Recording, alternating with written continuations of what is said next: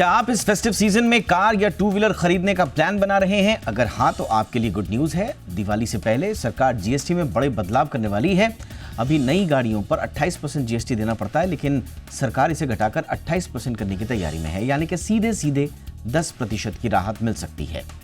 आज हम जानेंगे किन कार के लिए कितना जीएसटी लगेगा, कितने सीसीज की बाइक सस्ती होगी और आपकी जेब पर कितना असर पड़ेगा।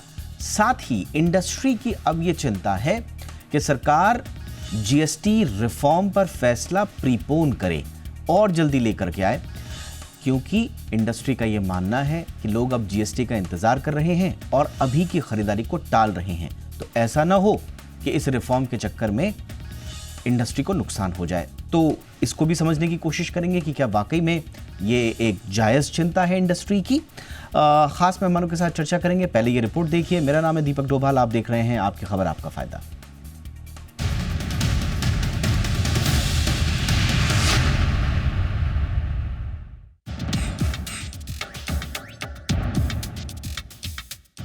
अगर आप नई कार खरीदने की सोच रहे हैं तो आपके लिए सुनहरा मौका आने वाला है। हम ऐसा इसलिए कह रहे हैं क्योंकि सरकार 28% जीएसटी को घटाकर 18% करने की तैयारी कर रही है, यानी आपको सीधे 10% की राहत मिलेगी। इसका सबसे बड़ा फायदा मिडिल क्लास फैमिली को होगा, क्योंकि कारों की कीमतों में 60,000 रुपए से लेकर 1 लाख रुपए से ज्यादा तक की छूट मिल सकती है। अभी मौजूदा समय में कार पर जीएसटी की दरें 28% हैं। अगर आप कार या टू व्हीलर खरीदने का प्लान बना रहे हैं तो आपको टैक्स स्ट्रक्चर जानना बेहद जरूरी है। मौजूदा समय में 4 मीटर से छोटी और 1200 सीसी इंजन वाली पेट्रोल कारों पर 28% जीएसटी के साथ 1% सेस लगता है, यानी कुल टैक्स 29% देना होता है। वहीं 4 मीटर से छोटी और 1500 सीसी इंजन वाली डीजल कारों पर 28% जीएसटी और 3% सेस मिलाकर कुल 31% टैक्स देना पड़ता है, यानी कारों पर टैक्स का बोझ और ज्यादा है। बड़ी कारों पर टैक्स का बोझ और ज्यादा है। 4 मीटर से बड़ी मिड साइज सेडान पर 28% जीएसटी और 17% सेस, यानी कुल 45% टैक्स लगता है। लग्जरी सेडान पर यह टैक्स 48% तक पहुंच जाता है, जबकि एसयूवी पर सबसे ज्यादा 50% टैक्स लगता है। टू व्हीलर की बात करें तो 350 सीसी से कम इंजन वाली बाइक्स पर 28% जीएसटी लगता है और इसमें कोई सेस नहीं लगाया जाता है। लेकिन 350 सीसी से ज्यादा इंजन वाली बाइक्स पर 28% जीएसटी के साथ 3% सेस, यानी कुल 31% टैक्स देना पड़ता है। इलेक्ट्रिक वाहनों के लिए टैक्स के नियम अलग हैं। ईवी पर सिर्फ 5% जीएसटी लगता है और रोड टैक्स पूरी तरह से माफ है। अगर गाड़ियों पर जीएसटी स्लैब में बदलाव हुआ तो कार खरीदारों को कितनी बड़ी राहत मिलेगी, इसे भी जान लीजिए। जानकारों के मुताबिक छोटी कारें जैसे मारुति वैगनार, बलेनो और डिजायर 60,000 रुपए से 80,000 रुपए तक सस्ती हो सकती है। वहीं एसयूवी जैसे ब्रेजा, हुंडई क्रेटा और महिंद्रा एक्सयूवी 700 पर 40,000 रुपए से करीब 1 लाख रुपए तक की बचत हो सकती है। एसयूवी पर लगने वाला एडिशनल सेस भी 45% से घटकर 40% हो सकता है। अगर कीमतें कम होंगी तो आपकी लोन ईएमआई में कम हो जाएंगी। मान लीजिए आपने डिजायर खरीदी है और उसकी हर महीने की ईएमआई 15,519 रुपए है, तो जीएसटी घटने से आपकी ईएमआई करीब 14,195 रुपए हो सकती है। वैगनार और बलेनो की ईएमआई में भी 1,000 से 1,200 रुपए तक की राहत मिलेगी। खबरों के मुताबिक दिवाली से पहले ही जीएसटी स्लैब में बदलाव हो जाएगा। ऐसे में अगर आप नई कार या टू व्हीलर खरीदने का प्लान बना रहे हैं तो आपके लिए यह सुनहरा मौका हो सकता है। ब्यूरो रिपोर्ट, जी मीडिया। खास मेहमानों का पैनल इस वक्त हमारे साथ जुड़ चुका है। स्वागत करते हैं एमएस मनी सर का, पार्टनर डेलॉयट इंडिया और टैक्स मामलों के जाने माने जानकार। बहुत बहुत स्वागत है सर आपका हमारे शो पे। हमारे साथ हैं वेंकेश गुलाटी साहब, जो कि वाइस प्रेसिडेंट हैं ऑटोमोटिव स्किल डेवलपमेंट काउंसिल और पूर्व प्रेसिडेंट हैं एफएडीए के। बहुत बहुत स्वागत है गुलाटी सर आपका हमारे शो पे। हमारे साथ हैं Naveen Soni sir, auto expert और पूर्व president Lexus India. Soni sir good evening, बहुत बहुत स्वागत है सर। मनी सर, चर्चा की शुरुआत ऑफ कोर्स आपसे कर रहा हूँ। क्या हम एक्सपेक्ट कर रहे हैं सर ऑटो सेक्टर में जीएसटी रिफॉर्म्स के अनाउंसमेंट के बाद, और इंडस्ट्री एक चिंता ये भी जाहिर कर रही है कि आप प्रीपोन कीजिए अनाउंसमेंट्स को, क्योंकि लोग पोस्टपोन कर रहे हैं अपनी खरीदारी के प्लान्स को। उसका क्या इम्पैक्ट आ रहा है सर? देखिए, गाड़ियों के ऊपर अगर सेस माइग्रेट हो गया और 28% जिसको 18% पे जब आ गया, उसके ऊपर तो डेफिनेटली रिडक्शन होने वाली है, इसमें कोई शक की गुंजाइश नहीं है। अब सवाल ये पैदा होता है कि किस हद तक इनपुट टैक्स क्रेडिट का फायदा मिलेगा बायर्स को और किस हद तक वो प्राइस को कम कर पाएंगे। जो बायर प्राइस है, क्योंकि जो बायर प्राइस है उसमें जीएसटी के साथ में और बहुत सी चीजें शामिल है। तो वो तो उनको वर्कआउट करना पड़ेगा कि किस हद तक वो प्राइस को रिड्यूस कर सकते हैं। दूसरी बात यह है कि जो फेस्टिव सीजन है जो अभी जस्ट शुरू हुआ है, क्योंकि इस वीक में गणेश चतुर्थी है, नेक्स्ट वीक में ओणम है, उसके बाद में दशहरा दुर्गा पूजा है, उसके बाद में दिवाली है। ये जो पीरियड है ये हर साल में स्पेसिफिक पीरियड मानी जाती है ऑटोमोबाइल सेल्स के लिए, जहां पर large volume of cars get sold. इसलिए अगर जीएसटी काउंसिल की मीटिंग में ये फैसला हुआ कि गाड़ियों के ऊपर जो जीएसटी है वो 28 से 18 में आ जाते हैं, या सेस को किसी फ्यूचर डेट से बंद करते हैं, तो मेरे हिसाब से इसको जल्दी कर लेना जरूरी है, जिससे बायर के एंड से, कंज्यूमर के एंड से परचेज पोस्टपोनमेंट की डिसीजन नहीं होगी। क्योंकि परचेज अगर पोस्टपोन हो जाएगी उसमें किसी का फायदा नहीं होगा। अगर बायर गाड़ियां जल्दी खरीद लेंगे तो उसकी जो टैक्स है वो भी सरकार तक जल्दी पहुंचेगी, और अगर बायर जल्दी गाड़ी खरीद लेते हैं तो उनका भी पर्सनल फायदा होगा। तो दोनों तरफ से, डिमांड और सप्लाई दोनों के साइड से, ये सही वक्त है जीएसटी कम करने का। और अगर ये हो जाती है, अगर ये फैसला हो जाता है जीएसटी काउंसिल मीटिंग में, तो it should be done sooner then later. Sir cess पे भी आपको लग रहा है कि अनाउंसमेंट्स होंगे, रिफॉर्म्स के दायरे में सेस आएगा सर? बिल्कुल, क्योंकि सेस का जो लेजिस्लेशन था, सेस का जो प्रावधान था, उसके हिसाब से सेस की जो पीरियड शुरुआत में तय की गई थी वो 5 साल की थी। पर उस पीरियड में कोविड पैंडेमिक में सेंटर को, स्टेट्स को फंड करना पड़ा, उसके वजह से उन्होंने लोन ली। अब जो सेस कलेक्ट हो रही है वो पास लोन्स को फंड करने में जा रही है। और बहुत सूत्रों ने बताया है कि काफी हद तक ये सेस की जो कलेक्शन है, जो लोन रिपेमेंट के लिए है, ये नवंबर या दिसंबर तक समाप्त हो जाएगी। इसलिए उम्मीद यह है कि सेस जो है कुछ गाड़ियों के केस में वो हायर जीएसटी रेट में सब्ज्यूम हो जाए, और कुछ गाड़ियों के केस में सेस को बंद किया जाए। ओके देखिए, अगर सेस वाला आता है तो सेस एक बड़ी बात होगी, क्योंकि अगर ठीक है स्मॉल पेट्रोल जो कार्स हैं 1200 सीसी 4 मीटर से कम वाली, उन पे तो चलो 28% जीएसटी है प्लस 1% सेस है। लेकिन बाकी आप देखिए खासतौर से लार्ज कार्स, एसयूवी, इस पर 22% सेस है, तो कुल मिला के जो टैक्स है वो 50% तक चला जाता है। तो अगर यहाँ पर कोई फैसला होता है सेस से रिलेटेड भी, तो ये भी एक बहुत बड़ी बात होगी। बट अगेन आपने बिल्कुल सही कहा गुलाटी सर, बात बिल्कुल सही है कि तैयारी तो बहुत कुछ हो रही है। मैं इसके इम्पैक्ट पर आऊँगा सर, लेकिन अभी इंडस्ट्री की जो चिंता है, एफएडीए ने जो गवर्नमेंट को लिखा भी है, थोड़ा उसको हमको क्लियर कर लीजिए सर कि कितना इम्पैक्ट आ रहा है और ये प्रीपोन कब तक हो जाना चाहिए, क्योंकि already we have entered festive season. तो thank you for having me. Mani साहब ने बहुत अच्छी बात बोली थी। ये एक अच्छा डिसीजन है गवर्नमेंट का रैशनलाइजेशन ऑफ टैक्सेस में, और फायदा देने का आम आदमी को जनरल, बिकॉज हम लोग बहुत टाइम से देख रहे हैं कि एंट्री लेवल व्हीकल्स, चाहे टू व्हीलर हो चाहे कार्स हो, रूल्स एंड रेगुलेशंस के बढ़ने की वजह से, स्टैंडर्ड्स की वजह से प्राइस बहुत हाई हो चुका था और एक आम आदमी के लिए प्रॉब्लम हो रही थी। ये जो भी 10%, 13% या जो भी डिक्रीज आती बिकॉज ऑफ दिस, ये हमारे एक आम आदमी को, जो गांव वाले हैं या जो मिडिल क्लास या लोअर है, उनको फायदा देगा। ये फैक्ट है कि अगर हम देखें तो हम बस गणपति का भी 2 दिन में ही है। 27 तारीख को गणपति है और 26 से 5 ओणम है। वो बात अलग है, नॉर्थ का जो मेन है नवरात्र 22 तारीख को, वहां में तो टाइम है, बट प्रैक्टिकली हम फेस्टिव सीजन में एंटर कर चुके हैं। और इस समय जो सेल रुक रही है वो हमारे लिए प्रॉब्लम हो रही है। तो अब जैसे बहुत सारी चीजों, बहुत सारी गाड़ियों का ऑलरेडी प्रिपेयर्ड है, एडवांस जमा है, आरटीओ भी हुआ है, गाड़ी तैयार है। बस ये होता है कि एक दिन में इतनी सारी गाड़ी डिलीवर हो, उसके लिए हर कस्टमर पहले तैयारी करता है। अब वो सब कस्टमर कंफ्यूज हो चुके हैं। गाड़ी उनकी बिल हो चुकी है, गाड़ी रजिस्टर्ड हो चुकी है और उन्होंने गाड़ी उठानी है, और ये जीएसटी का डिले जो चल रहा है उनके लिए प्रॉब्लम है। हम लोग के लिए प्रॉब्लम है कि हम इतना एक इन्वेंट्री रख के बैठे हुए हैं इस समय, सोचते हुए कि भाई फेस्टिव आ रहा है, गाड़ी उठेगी, बिकेगी। वो अभी इस समय इन्वेंट्री मूवमेंट नहीं हुआ, which is an additional cost to us. FADA ने इसीलिए अपने मतलब मिनिस्ट्रीज में अलग अलग रिक्वायरमेंट के हिसाब से अप्रोच किया था कि आप जो कर रहे हो काम अच्छा कर रहे हैं, अगर हमें जल्दी डिसीजन मिल जाता है तो एक आदमी को, एक नॉर्मल कस्टमर को इसकी इफेक्ट नहीं पड़ेगी, और एज अ डीलर और अ रिटेलर हमें भी प्रॉब्लम नहीं होगी। क्योंकि हम इसके अलावा एक और बहुत बड़ा ग्रे एरिया इसके साथ खुल रहा है, जैसे बात हो रही कंपनसेशन सेस खत्म होगा ऑलरेडी मियाद पूरी हो चुकी है। प्रेस रिलीज में थोड़ा सा हिंट आया था कि रैशनलाइजेशन में कंपनसेशन सेस भी खत्म होने वाला है। तो आईजीएसटी, एसजीएसटी, सीजीएसटी आपस में इंटरमिंगल हो सकता है, बट जो कंपनसेशन सेस एक गाड़ी में जब हम खरीद रहे हैं हमारे पास आती है, उसका जो इनपुट है वो कैसे एडजस्ट होगा, उसकी भी क्लैरिटी जब ये डिसीजन सामने आएगा उसके बाद आएगी। विच मीन्स 1-2 महीना जब तक ये अपने जीएसटीएन पोर्टल के सॉफ्टवेयर में चेंज नहीं करते, हम डीलर्स के लिए वो पैसा सिस्टम में फंसेगा, हमारी वर्किंग कैपिटल की नीड्स बढ़ेगी, हमारी इंटरेस्ट कॉस्ट बढ़ेगी।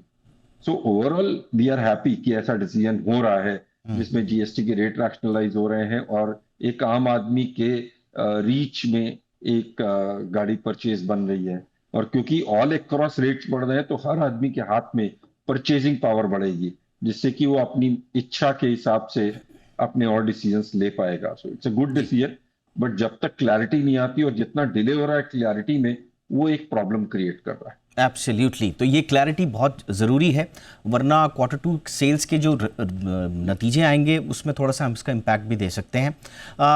बट देखते हैं इसमें गवर्नमेंट क्या करती है। सोनी सर, आपके पास आ रहा हूँ, जो बहुत इंपॉर्टेंटली जो शुरुआत में मनी सर ने भी कहा था कि बहुत ही चैलेंजिंग होगा इस पूरे के पूरे छूट को पास ऑन करना, और बार बार जानकार यही कह रहे हैं कि बहुत अच्छी बात है, सब कुछ ठीक है, लेकिन कंपनीज क्या उसी रूप में या उसी अनुपात में छूट को पास ऑन करेंगे ग्राहक को या नहीं करेंगे।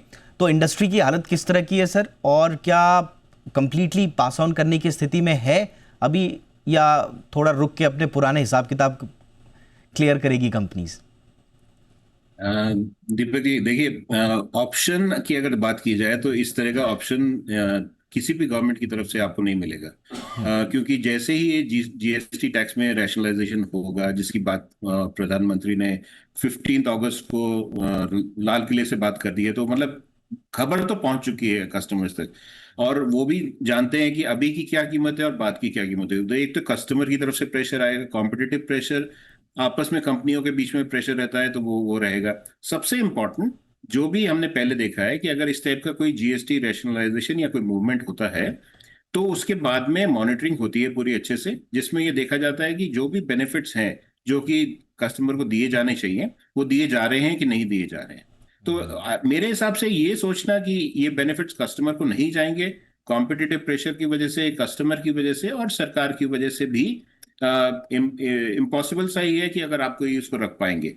दूसरी बात, जहां तक ये सवाल है कि वो कब पास ऑन करना है, और मोस्ट इंपॉर्टेंटली जो मिस्टर गुलाटी ने भी बात की कि जो गाड़ियां जो स्टॉक में है, जो इन्वेंट्री में है, उनके ऊपर वो जो इम्पैक्ट आएगा, क्योंकि जब ये गाड़ियां, इन पे टैक्स कब लगता है, ये देखिए, टैक्स लगता है जब वो गाड़ी फैक्ट्री से शिप आउट होती है। वो जो गाड़ियां आज आपको कस्टमर डोर स्टेप पे मिल रही हैं, वो कम से कम नहीं तो 2 से 3 महीने के बीच में क्लियर हो चुकी हैं कस्टम से, और सॉरी एक्साइज ड्यूटी से, और पहले जो जिसको अब जीएसटी बोला जाता है।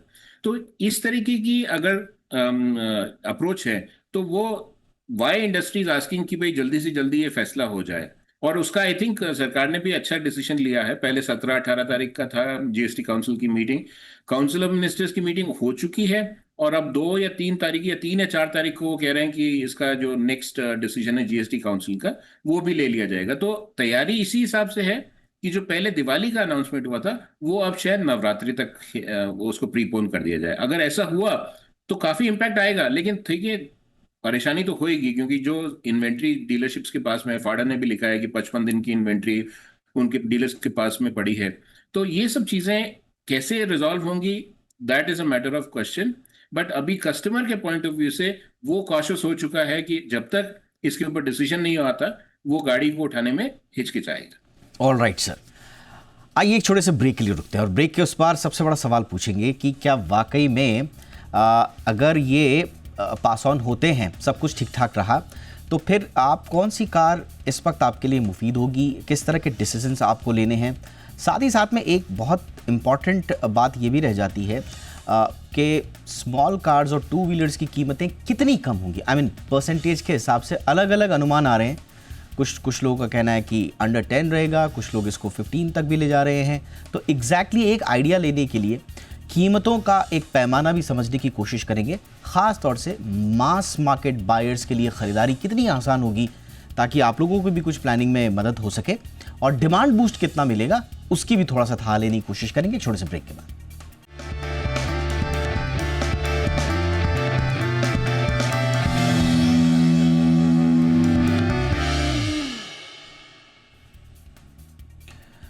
ब्रेक के बाद आपका स्वागत है।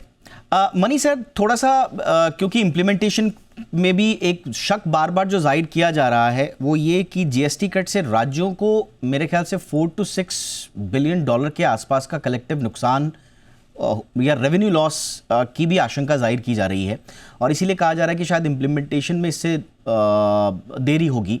तो इस मोर्चे पर फिर कैसे हम, ताकि सारी चीज़ें स्मूथ रहे, इस रेवेन्यू लॉस के लिए कुछ कोई फॉर्मूला है सर या कोई प्रोजेक्शंस?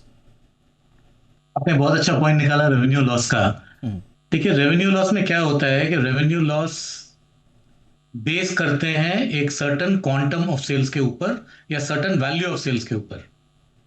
अब ये जो चेंज हो रहा है इसको अगर प्रीपोन करते हैं हम और एंड ऑफ सितंबर के बजाय मिडिल ऑफ सितंबर करते हैं जीएसटी काउंसिल मीटिंग के फैसले के बाद में, तो जितना जल्दी ये डिसीजन इंप्लीमेंट होगा उतना ज्यादा गाड़ियां बिकेगी, और जब वॉल्यूम ऑफ सेल बढ़ेगी, वैल्यू ऑफ सेल बढ़ेगी, ऑटोमेटिकली प्रोपोर्शन ऑफ लॉस जो है वो कम हो जाएगी बोथ सेंटर एंड स्टेट्स की।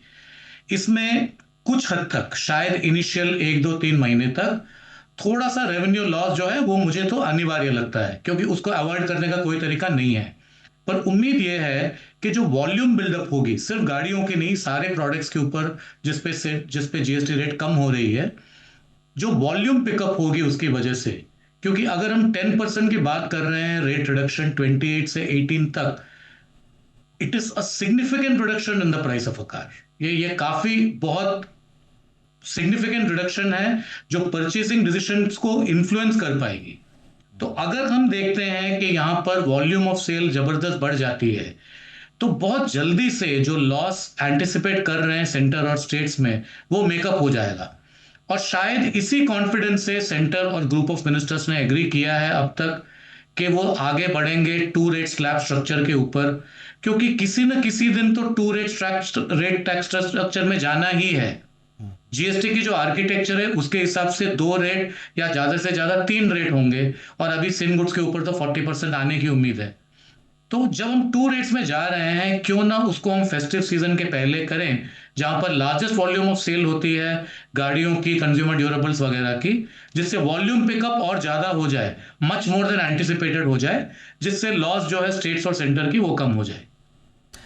मनी सर, कुछ जिसका मैं कह रहा था कि कोई ब्रैकेट को आप कैलकुलेट कर पाए सर कि कितना डिस्काउंट जो है वो आम जनता को पास ऑन किया जाएगा, खासतौर से मास मार्केट में। हम देख रहे हैं मिड साइज कार में, जैसे मैंने बोला था 28% जीएसटी और 15% सेस है सर, 43%, और लार्ज कार और एसयूवी वाले में 50% तक ये जाता है। तो कितना रिडक्शन होगा, and at the end of the day consumer के हाथ में आप कितना एक्सपेक्ट कर रहे हैं, कितना आ सकता है? देखिए, रिडक्शन का जो क्वांटम है वो 2 फैक्टर्स के ऊपर डिपेंडेंट है। पहले फैक्टर है उसके ऊपर रेट ऑफ टैक्स क्या है, दूसरी फैक्टर है वो जो मॉडल है या वो कंपनी है, कॉम्पिटिटिव फोर्सेस के हिसाब से, उनके सेल्स और डिस्काउंटिंग स्ट्रेटेजी के हिसाब से उनकी पोजीशनिंग क्या है। अब कुछ गाड़ियों में क्या होता है कि उनकी ब्रांड पोजीशनिंग रहती है कि हम डिस्काउंट नहीं देते हैं, और कुछ गाड़ियों के ऊपर ये ब्रांड पोजीशनिंग नहीं है। तो उनको ये दोनों चीजों को फैक्टर करके तय करना पड़ेगा इंडस्ट्री एज अ होल को कि किस हद तक हम डिस्काउंट्स को पास ऑन करेंगे। इसमें हमें ध्यान रखना है कि काफी गाड़ियों के ऊपर रिसेंट टाइम्स में इनपुट कॉस्ट इंक्रीज जबरदस्त हुई है। अगर किसी कार मैन्युफैक्चरर ने इनपुट कॉस्ट की जो इंक्रीज है उसको पास ऑन नहीं किया है कस्टमर तक, तो शायद कुछ हद तक जो उनकी इनपुट कॉस्ट इंक्रीज है उसको इस माध्यम से वो पास ऑन करना चाहेंगे। जबकि अगर और कुछ मैन्युफैक्चरर्स ने ऑलरेडी पास ऑन कर दिया है तो शायद वो कंप्लीट रिडक्शन दे देंगे। तो इसलिए किसी लेवल का रेंज या ब्रैकेट तय करना बहुत मुश्किल है, क्योंकि बहुत सी मैन्युफैक्चरर्स हैं, बहुत से मॉडल्स हैं, उनकी प्राइसिंग, मार्केटिंग, डिस्काउंटिंग स्ट्रेटेजी अलग अलग है हर कंपनी की। Absolutely sir. एक इम्पॉर्टेंट चीज़ जो उभर कर सामने आती है इस पूरी चर्चा में गुलाटी सर, वो ये है कि अभी क्लासिफिकेशंस को लेकर भी बहुत सारे डिस्प्यूट्स हैं सर, ख़ास तौर से एसयूवी की डेफिनेशन। तो ये जो अब सिंप्लीफाइड टैक्स रिजीम अब मिलने जा रहा है, क्योंकि रिफॉर्म्स के साथ हमने सिंप्लीफिकेशन की बात भी कही है, तो इससे कितना फायदा होगा? और यहाँ इस मोर्चे पर, क्लासिफिकेशन के मोर्चे पर अभी कौन कौन से पेन पॉइंट्स हैं सर जो बरकरार हैं और सेक्टर के? तो दीपक जी, 2 पॉइंट आपके क्वेश्चन के पहले मैं जवाब देना चाहता हूँ, जो आप मनीष साहब से भी पूछ रहे थे। देखिए क्या है कि आज की डेट में सोनी साहब ने बहुत अच्छे शब्दों में बोला था, आज की डेट में क्या गाड़ी की कीमत है कस्टमर को पता है, और उस पर जीएसटी क्या है ये उसको पता है, नई जीएसटी क्या आ रहा है ये भी उसको अंदाजा है। तो इट इज नॉट पॉसिबल कि मैन्युफैक्चरर वो एग्जैक्टली जो बेनिफिट आ रहा है पास ना करे, ये जरूर पास ऑन होगा कस्टमर पे, और ऐसे ही होगा। मे बी जब भी नेक्स्ट प्राइस इंक्रीज आती है, जो कि अभी नहीं आएगी, वो फेस्टिव के बाद ही आएगी, मोस्ट प्रोबेबली जनवरी में, तब अगर कहीं उनको कॉस्ट प्रेशर्स हैं तो उसको बैलेंस आउट करेंगे। और सेकंड, जब भी कंपनी कोई स्कीम देती है, एक अच्छी प्राइस डिप देती है या स्कीम देती है, उसका पर्पस होता है कि नंबर ऑफ व्हीकल्स की सेल बढ़े। तो जब नंबर ऑफ व्हीकल्स की सेल बढ़ती है तो कंपनी की ओवरऑल प्रॉफिटेबिलिटी बढ़ती है। ये एक बिजनेस, बहुत बढ़िया बिजनेस सिस्टम है। उसी हिसाब से जीएसटी का भी आप बेनिफिट देखेंगे कि जब जीएसटी घटेगा, लाइक मनी जी सेड, 1-2 महीने का डिप आएगा, बट आई एम गारंटीइंग, आप देखिएगा कंज्यूमरिज्म इतना इंडिया में अच्छा है, प्राइस घटेगा, जीएसटी का डिप इतना बड़ा नहीं आएगा, ईयर ऑन ईयर 1-2 महीने में। सब परसेंटेज में घटने वाले प्राइस का कंज्यूमर के लिए कोई आप पैमाना दे दीजिए, कितना आप एक्सपेक्ट कर रहे हैं? सर, एक नॉर्मल 2 व्हीलर के लिए मेरे हिसाब से 8 से 10 हजार रुपए तो बेयर मिनिमम बेनिफिट उसको मिलना ही मिलना, बेयर मिनिमम। गाड़ी की कीमत क्या है उसके ऊपर ऊपर नीचे आएगा, लगभग 10 से 13% का इफेक्ट आना चाहिए। किस प्रोडक्ट में, कैसे एंट्री लेवल की बात करें, और अगर मैं किसी एंट्री लेवल कार की बात करूं तो उसमें भी कुछ 60,000 से 50,000 से लेकर 60,000 70,000 रुपए की प्राइस का इफेक्ट आना चाहिए। लेकिन ये सब चीजें सब एक उम्मीद पे है, क्योंकि जो एग्जैक्ट रेट्स आए हैं ये भी हम लोग अनुमानित ही बातें कर रहे हैं। Now coming to classification, frankly बताऊं, रेट घटने से कस्टमर को फायदा होगा, मे बी सेल भी बढ़ेगी, बट ये जो ईज ऑफ डूइंग बिजनेस में जो बेनिफिट मिलेगा हम लोग का क्लासिफिकेशन में, बहुत बड़ा बेनिफिट है हमें। आज की डेट में ऑटोमोबाइल इंडस्ट्री में ये जो एक स्ट्रेस के ऊपर प्रॉब्लम आती है, 20%, 22%, 17%, ये बहुत बड़ी प्रॉब्लम है। हर जीएसटी ऑफिसर कोई ना कोई कोशिश करके हर डीलर ओईएम के ऊपर एक नोटिस देता है, और लगभग नहीं तो इस समय 200 से 500 केसेस इंडिया में court level, tribunal level, appeal level या डीलर लेवल पे फंसे हुए इन सब चीजों में, जबकि इसकी बहुत क्लैरिटी है। लेकिन कहीं ना कहीं सिस्टम में इतना प्रेशर है एक रिकवरी के लिए एक टारगेट बनाने का, कि वो सेस को यूज करके, जैसे आपने अभी सुना होगा, पहले हुंडई के ऊपर केस हुआ, फिर मर्सिडीज पे हुआ, फिर टाटा पे हुआ, जबकि everything is defined by ARAI, not GST. GST के पास पावर्स नहीं है डिफाइन करना कि किस गाड़ी पे 20 आएगा 22 आएगा। उन्होंने एक बेसिक्स दिए हैं जो एआरआई के सर्टिफिकेट पे, बट लेकिन आप जिस तरीके का प्रेशर है सिस्टम में, एब्सोल्युटली जिस तरीके के लोग, तो अगर ये क्लासिफिकेशन रिफॉर्म्स होते हैं तो इससे आप कह रहे हैं कि बहुत बड़ी सहूलियत इंडस्ट्री को भी मिलेगी, एंड वी आर होपिंग कि ये जल्द हो। सोनी सर, एक बात जो रह जाती है वो ये कि ईवी सेक्टर पर कैसा असर पड़ेगा सर, क्योंकि ईवी पे तो ऑलरेडी बहुत कम है 5%, और ये उसका फ़ायदा उठाते थे, कॉम्पिटिटिवनेस उनकी बढ़ती थी, सो उस पर क्या फ़र्क पड़ेगा सर? कम अट्रैक्टिव तो नहीं हो जाएगी ईवी सर?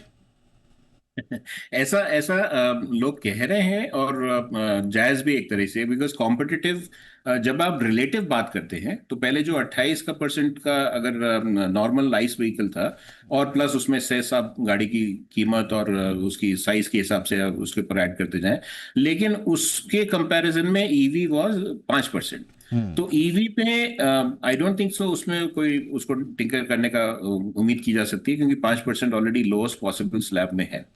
हाँ, ये बात जरूर है कि उसकी कंपैरिजन में अब जो बाकी गाड़ियां हैं उसके पास में आ जाएंगी, चाहे वो छोटी गाड़ी हो वो 18 पे आ जाएगी, जो बड़ी गाड़ी हो वो 40 पे आ जाएगी।